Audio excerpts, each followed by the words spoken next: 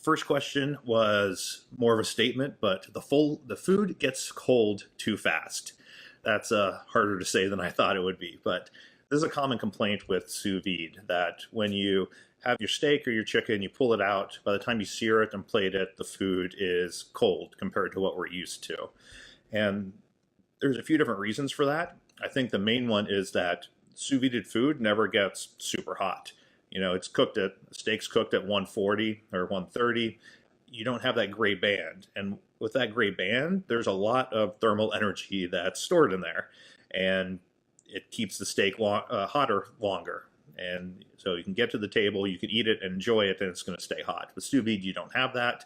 The sear is going to be really thin, and it's going to start cooling pretty quickly. So what I generally recommend is to heat your plates in the oven.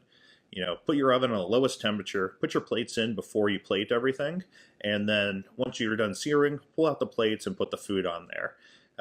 My kitchen's like 72, 75 degrees, depending on how long I've been cooking, and that means the plates are going to be about 72 degrees. And food at 72 degrees is not warm. So if you put a hot steak on a 72 degrees plate, it's going to suck a lot of the temperature out of it.